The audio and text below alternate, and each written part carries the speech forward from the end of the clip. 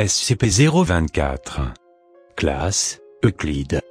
Procédure de confinement spéciale, de par sa nature, SCP-024 ne peut pas être déplacé dans un endroit sûr, aussi les mesures de sécurité doivent-elles être appliquées sur place. Pour dissimuler son emplacement exact, SCP-024 sera entouré en permanence d'au moins 5 répliques identiques.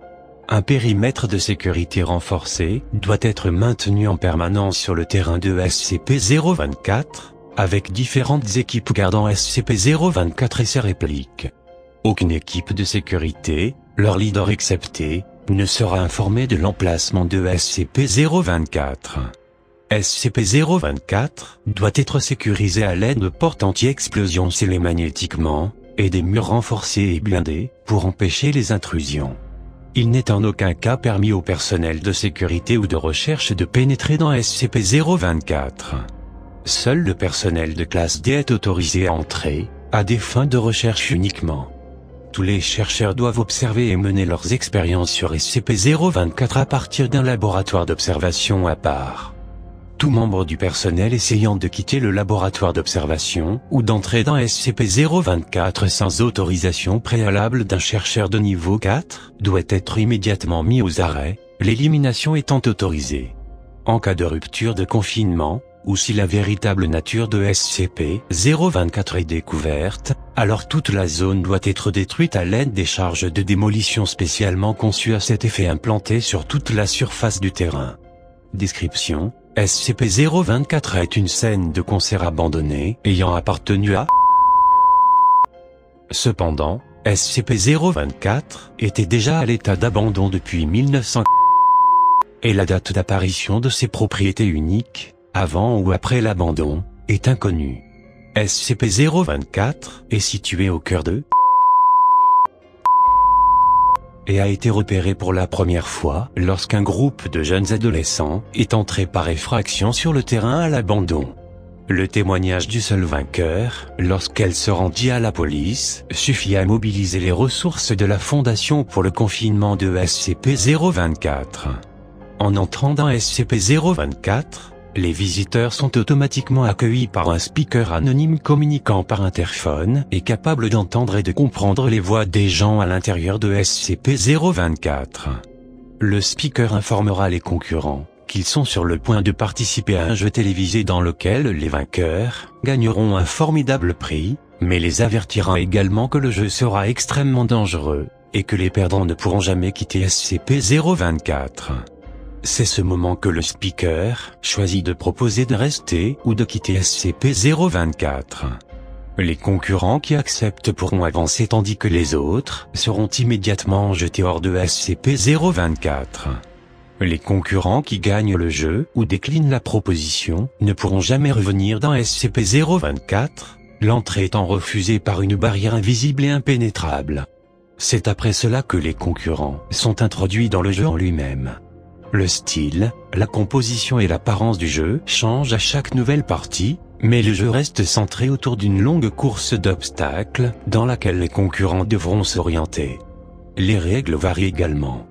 Certaines parties n'admettront qu'un seul vainqueur, tandis que d'autres encourageront la création d'équipes pour gagner le jeu.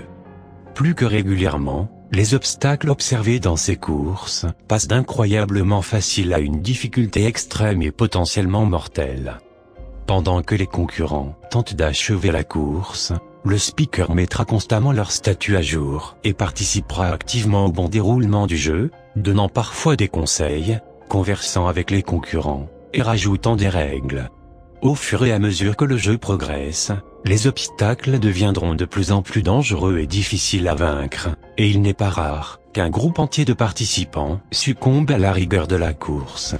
Si un tel événement se produit, le speaker exprimera sa tristesse devant le manque de vainqueurs et SCP-024 fermera ses portes, ne redémarrant que lorsqu'arrive un nouveau groupe de concurrents. Toute tentative de désobéir aux règles, comme s'attaquer à d'autres concurrents ou passer délibérément à côté d'un obstacle, se traduira par une extrême violence.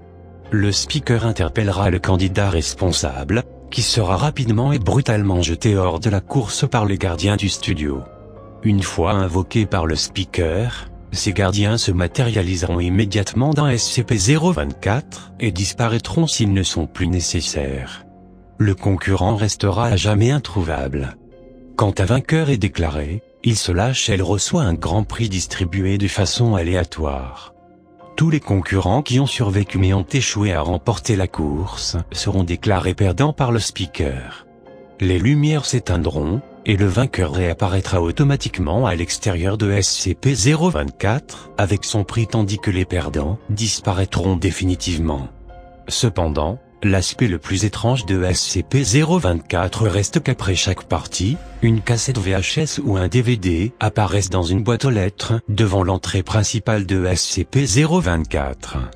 Cet enregistrement est une version complète du jeu qui vient de se dérouler, même si les vainqueurs ont toujours déclaré n'avoir jamais vu de caméra ou d'appareil d'enregistrement à l'intérieur de SCP-024. Encore plus étrange, un public peut être vu en direct, installé en arrière-plan applaudissant les concurrents. De même, les vainqueurs ont déclaré n'avoir vu aucun public durant le temps passé dans SCP-024.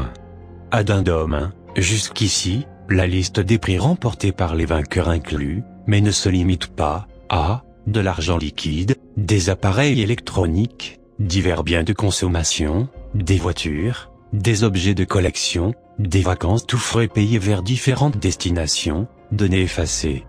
Un examen minutieux de ces prix a confirmé qu'ils étaient parfaitement authentiques, et ne possédaient pas de propriétés ou caractéristiques inhabituelles. Il ne semble y avoir aucun schéma typique concernant la nature des prix distribués.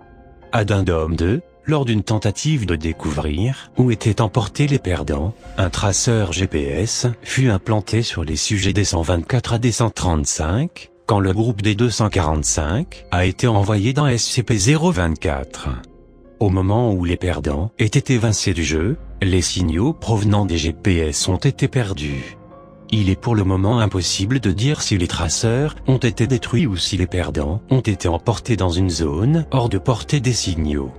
Addendum 3, le speaker habitant à l'intérieur de SCP-024 semble doué de conscience et pleinement informé des événements se déroulant à l'extérieur de la propriété. Pendant le test du groupe des 523, constitué seulement du docteur, le speaker a engagé une conversation avec le docteur à la place. Une analyse de la discussion a montré que la plupart des sujets abordés tournaient autour de la pop culture et des informations distribuées via la télévision, impliquant que SCP-024 est capable d'une façon ou d'une autre de recevoir et interpréter les signaux de télévision. Couper le courant et les réseaux, de même que déplacer les potentiels récepteurs sans fil de SCP-024 ne l'affectent en aucune manière. Quand il est devenu clair qu'aucun autre concurrent ne participerait, le speaker demanda aimablement au docteur de quitter SCP-024 et de revenir avec davantage de concurrents. Addendum 4, l'apparence des gardiens du studio que le speaker utilise pour assurer le respect des règles change à chaque partie, de la même façon que la course. S'ils apparaissent, les gardiens seront toujours habillés d'une manière qui correspond au thème de la course d'obstacles. Les seules caractéristiques qu'ils partagent sont leur forme humanoïde, leur capacité à apparaître et disparaître, une force surhumaine, et un masque ou une capuche dissimulant leur visage. Cependant, les vainqueurs ont déclaré que les gardiens n'avaient pas de forme définie au sein de SCP-024, mais qu'ils apparaissaient à la place comme des silhouettes sombres enveloppant le contrevenant.